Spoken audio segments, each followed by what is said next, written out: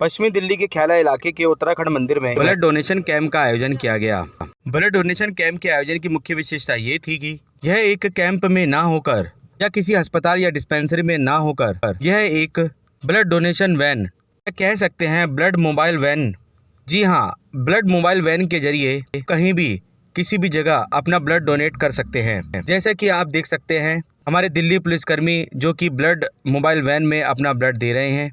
Blood collection mobile van, यह mobile van उन जगहों पर भी ब्लड डोनेशन कैंप लगाना मुश्किल होता है, जैसे कि गांव देहात में बसे ऐसे इलाके जहां ब्लड डोनेशन कैंप लगाना मुश्किल होता है और वहां पे डॉक्टर्स की टीम नहीं जा सकती। ऐसे में इन मोबाइल वैन के जरिए वहां पे ब्लड डोनेट किया जाता है। डॉक्टर्स की टीम भी वहां जा सकती है।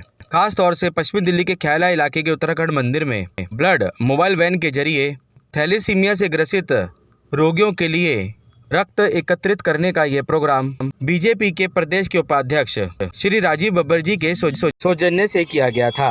रक्तदान शिविर के इस आयोजन में पश्चिमी जिला के भाजपा के कार्यकर्ताओं ने भी अपनी उपस्थिति दर्ज करवाई। साथ ही बीजेपी के प्रदेश के उपाध्यक्ष श्री राजीव बब्बर जी के मार्गदर्शन पर चलकर पश्चिमी जिला भाजपा के कार्यकर्ताओं ने मोबाइल ब्लड डोनेशन वैन में ब्लड डोनेट करने आए लोगों को इस बात की जानकारी भी दी जा रही थी कि वह समय समय पर अपना ब्लड डोनेट करें ताकि जरूरतमंदों के लिए रक्त एकत्रित किया जा सके। ये जानते हैं ब्लड डोनेशन वैन के जरिए ब्लड एकत्रित करने के कार्यक्रम को सार्थक बनाने में बीजेपी कार्यकर्ताओं और डॉक्टर्स ने किस तरीके से अपनी सहभागिता निभाई।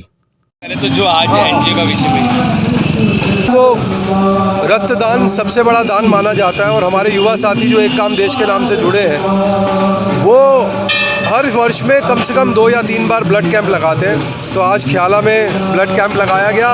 हनुमान जयंती, इससे अच्छा दिन हो नहीं सकता। हनुमान जयंती पे भाव जो है कुछ देने का होना चाहिए, रक्तदान से बड़ा कोई दान नहीं है। तो एनजीओ के सभी साथियों ने रक्तदान किया और ये कार्यक्रम हम हमेशा करते रहेंगे। बहुत सहयोग युवाओं का मिलता है, आगे भी मिलता रहेगा। सर, स्पेशली थैलेसीमियास के जो पेशेंट हैं उनको ध्यान में रखते हुए आप लोगों ने रक्तदान शिविर का आयोजन किया। स्पेशली वैन के अंदर वहाँ पे लोगों ने अपना योगदान दिया। जब 20 से कह सकते हैं कि 50 से 60 लोगों ने वहाँ पे रक्तदान किया। देखिए, थैलेसीमिया एक ऐसी बीमारी है जो भगवान ना करे किसी को लगे। उस पेशेंट को बार बार रक्त चाहिए। परिवार वाले भी कहाँ से लाएं रक्त? तो उनके लिए जब हमने रक्त इकट्ठा किया है तो उनकी ज़रूरत तो बहुत ज़्यादा है, लेकिन उसमें एक गहरी योगदान हमारी एनजीओ ने किया, उसकी हमें खुशी है। सर, इस प्रकार का जो आयोजन है थैलेसीमिया से जो ग्रसित पेशेंट्स हैं उनके लिए क्या हम सिर्फ ख्याला इलाके में ही चलता रहता है या फिर और भी दिल्ली के अलग अलग क्षेत्रों में? नहीं, विकासपुरी में भी हमने कई बार किया है, ख्याला में भी किया है, विष्णु गार्डन में भी किया है। अब हम उसको आगे टैगोर गार्डन, रजौरी गार्डन सब जगह लेके जाएंगे। और लोगों में भाव बहुत है। आप रक्तदान शिविर की बात करो तो नए से नए लोग इकट्ठे होते हैं, युवा इकट्ठे होते हैं और वो कहते हैं हम रक्तदान देने को तैयार हैं। सिर्फ प्रयास करने की ज़रूरत है जिसका लाभ मिले। सर, कुछ लोगों में भ्रांति है कि रक्तदान करने से थोड़ी कमजोरी आ जाती है और उससे वो बचते हैं। तो सर, क्षेत्रवासियों को क्या कहना चाहेंगे एक संदेश के रूप में? देखिए, इसमें मेरी राय नहीं माननी चाहिए, डॉक्टर्स की राय। जो डॉक्टर्स कहते हैं, जो मेडिकल साइंस कहती है, वो कहती है कि जो रक्त आप देते हैं वो आपको लगभग जो है 24 से 48 घंटे में उतना रक्त जो है आपका वापस बन जाता है। शरीर को कोई नुकसान नहीं होता। उसके अंदर जो बाकी भी जो कमी है वो 90 दिन में पूरी हो जाती है। तो इसलिए सब डॉक्टर्स कहते हैं कि आप अगर साल में 4 बार भी रक्तदान करते हैं तो आपको कोई नुकसान नहीं है। तो इसलिए अगर ऐसा होता तो फिर रक्त कोई किसी को देता ही नहीं। और भगवान ने भी जो एक ग्रुप बनाया है, A group, O group, A+, B-, B+, वो शायद कुछ सोच के ही बनाया होगा इतने सब लोगों को। तो ये जो ज़रूरत है वो ज़रूरत के अनुसार रक्त ज़रूर देना चाहिए, उसका कोई नुकसान नहीं। धन्यवाद सर। जी मैम, अपने परिचय के साथ, जैसे कि आज का आयोजन है, ब्लड डोनेशन कैंप लगाया गया है, लेकिन हम देख पा रहे हैं कि ये एक मोबाइल वैन में लगाया जा रहा है और डीडीओ हॉस्पिटल इसमें सम्मिलित हैं। तो मैम, आप थोड़ा अपना परिचय के साथ थोड़ा प्रकाश डालेंगे आज के आयोजन? आज ये ब्लड डोनेशन कैंप लगाया है, एनजीओ है एक काम देश के नाम से उन लोग, और साथ में हमारे national thalassemia welfare society Delhi, दोनों जोड़ के ये कैंप लगाया। थैलेसीमिया पेशेंट्स के लिए लगाया गया है क्योंकि हमारे थैलेसीमिया बच्चे बहुत है दिल्ली में, दिल्ली एनसीआर मिला के करीब 4000-5000 प्लस थैलेसीमिया बच्चे हैं। तो इनको हर महीना ब्लड चाहिए 10 दिन 15 दिन के इंटरवल्स में। तो कहाँ से ब्लड आएगा? कैंप्स इतना कम हो रहा है, जब से कोरोना हुआ तब से कैंप्स लग ही नहीं रहा है, स्पेशली दिल्ली में तो लग ही नहीं रहा है। तो इसीलिए प्रयास किया ये छोटी सी हम लोगों ने मिल के, और आज भी इतना डोनेशन नहीं हुआ बट 20+ हो गया है अभी तक। तो अभी भी चल रहा है। टारगेट कितना होना चाहिए? टारगेट अमूमन कितना आप लोग अचीव करना चाहते हैं? जी, हम लोगों ने 50 तक सोचा था यहाँ पे हो जाए आज 50 यूनिट। यस, 50+ क्योंकि ये बहुत बड़ा कैंप नहीं है। अभी एक बड़ा कैंप होने वाले हैं 22 को है एरो सिटी वर्ल्ड मार्क 2 में। तो लेकिन ये आज छोटा सा बट फिर भी ठीक है क्योंकि 20+ हो गया है। उसमें कुछ लोग डेफर्ड भी हुआ है बट ठीक है। अभी गर्मी के वजह से, क्योंकि गर्मी में बहुत मुश्किल होता है, शॉर्टेज चलता है ब्लड बैंक्स में, तो उसी हिसाब से ठीक है ये भी। तो मैम, जैसे कि जो लोग ब्लड डोनेट कर रहे हैं तो उनको किसी प्रकार की कमजोरी, क्योंकि कई बारी लोगों के मन में ये भ्रांति होती है कि हम अगर ब्लड डोनेट करते हैं तो हमें कमजोरी का सामना करना पड़ेगा आने वाले समय में, शारीरिक कुछ विकार भी हो सकते हैं। तो कुछ उसके बारे में थोड़ा प्रकाश डाल दीजिए। अच्छा, एक्चुअली हमारे दिल्ली में मैं बताऊँ, ये हमारे बहुत ये है सुपरस्टिशियस बिलीफ है कि हाँ कमजोरी आ जाएगा, हम काम नहीं कर पाएंगे। तो ये एक्चुअली नहीं है। ब्लड जितना डोनेट करेंगे अपने शरीर के लिए अच्छा है, और रक्तदान बहुत अच्छा होता है अपने बॉडी के लिए, तो ये करना चाहिए। बट लोगों को अवेयरनेस बहुत कम है, ब्लड डोनेट करने से घबराते हैं। तो ये महादान इसीलिए बोला जाता है, रक्तदान महादान। तो आगे आना चाहिए लोगों को। और आप लोग ये देखिए कि आपके ब्लड के कारण ही हमारे थैलेसीमिया पेशेंट्स, कैंसर पेशेंट्स और भी बाकी जो पेशेंट्स हैं आपके ऊपर ही निर्भर है। तो आप लोग, हम लोग खुद नहीं आएंगे आगे डोनेट करने के लिए तो कहाँ से ब्लड आएगा, ये समझना चाहिए लोगों को। धन्यवाद मैम, आपने इतनी जानकारी दी। और पुनः अपना परिचय दीजिए। मैं Manisha Gogoi, national thalassemia welfare society में project officer and blood coordinator हूँ। Thank you so much ji. Ma'am, जैसे कि ब्लड डोनेशन कैंप हम देख पा रहे हैं, एक मोबाइल वैन है इसमें लगाया गया है। और ये मैम आप बता रहे थे, अपने परिचय के साथ थोड़ा सा प्रकाश डालेंगे इस बात पे कि ये जो ब्लड डोनेशन कैंप के दौरान जो कुछ यूनिट्स जो यहाँ एकत्रित की गई है उनको कैसे संरक्षित किया जाता है? उनको हम फ्रिज में संरक्षित करते हैं। ये मोबाइल फ्रिज है जो जनरेटर से चल रहा है और इसमें टेम्परेचर मेंटेन होता है 4 से 8 डिग्री तक, और इसमें 5 घंटे तक ये सुरक्षित रहता है, 5 से 6 घंटे तक। 6 घंटे बाद इसे हम अपने ब्लड बैंक में लेके जाएंगे और इसे प्रोसेस करेंगे। और इसमें जो इसके कंपोनेंट हैं वो सेपरेट किए जाएंगे, प्लेटलेट्स अलग की जाएंगी, पैक्ड सेल अलग किए जाएंगे। तो एक यूनिट से 3 मरीजों को लाभ मिलता है, 3 से 4 मरीजों को। तो मैम, ब्लड डोनेशन जैसे कोई जैसे कि यहाँ पे हम देख पा रहे हैं कि दिल्ली पुलिस के एक कर्मचारी हैं, सिपाही हैं, जो कि ब्लड डोनेट कर रहे हैं। तो क्या उनका सैंपल लेकर पहले टेस्ट किया जाता है या डायरेक्ट सैंपल वो ब्लड डोनेट कर सकते हैं? देखिए, टेस्टिंग 2 तरह की होती है, एक तो डोनेशन से पहले और दूसरी डोनेशन के बाद। डोनेशन से पहले तो हम सिर्फ देखते हैं उनका HB और ब्लड ग्रुप। HB लेवल अगर नॉर्मल है तभी हम लेंगे, अप टू द मार्क है।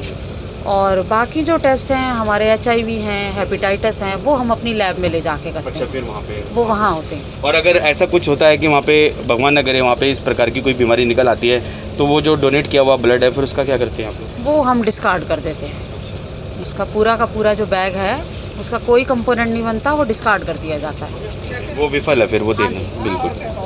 अपना नाम बता दीजिए पूरा। इसीलिए हम डोनेशन से पहले वैसे डोनर से पूछते हैं आपकी कोई बीमारी की कोई हिस्ट्री तो नहीं है, कहीं किसी तरह की कोई इन्फेक्शियस मार्कर हो, किसी तरह की कोई भी बीमारी हो, हम चाहते हैं कि वो पहले डिस्क्लोज़ करें। जो नहीं करते तो वो टेस्टिंग तो है ही, तो उसके बाद ही हम ब्लड ट्रांसफ्यूज़ करते हैं, वही मरीज़ों को देते हैं। मैम, अपना नाम बता दीजिए। मेरा नाम अनीता है, मैं लैब टेक्नीशियन हूँ DDU ब्लड बैंक में। कुछ नहीं, ये कई बार डोनेट कर चुका। मुझे खुशी से बात की, इससे पहले जो मैंने किया था एक मज़दूर को ज़रूरत थी, उसकी बीवी बहुत ज़्यादा बीमार थी, तो मैंने दिया और एक आपकी डोनेट जो की थी उससे यूनिट मिल गई, उसकी जान बच गई। इससे बढ़िया और बात मैं नहीं मान सकता। पहले भी आप डोनेट कर चुके हैं ब्लड? होगा। तो जो हमारे जो व्यूवर्स हैं उनको क्या कहना चाहेंगे कि क्योंकि कई बार उनको भ्रांति होती है कि ब्लड डोनेट करने के बाद थोड़ी कमजोरी आ जाती है, लेकिन आप तो रात दिन जो क्षेत्र की सेवा में लगे रहते हैं, और क्या कहना चाहेंगे उनको? मैं 57 का हो गया, मुझे आज तक कोई दिक्कत नहीं है। मैं और उससे ज़्यादा क्या कहूँगा। ब्लड डोनेट करते रहना चाहिए। हाँ, बिल्कुल करता रहना चाहिए, मैं तो करता ही हूँ। कितने महीने में सर वैसे आप कर पाते हैं? मेरे ख्याल में साल में तो एक बार एवरेज है मेरी। एक बार तो मैंने 6 महीने में कर दिया था। तो किसी प्रकार की कोई कमजोरी तो नहीं आती? नहीं, मुझे कोई महसूस नहीं हो रहा। बिल्कुल आँख सही है, दांत सही है, सब कुछ एकदम एवरेज थी। कौन से थाने से हैं सर आप? ख्याला थाने से। अच्छा, ख्याला थाने से ही।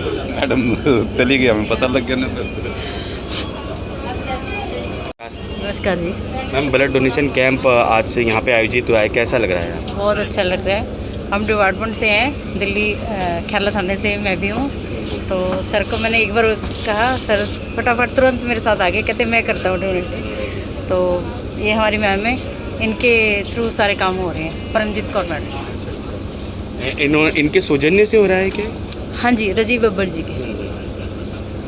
तो ये सभी जो सम्मिलित सदस्य हैं वो उनके तो अपने नाम बता दी।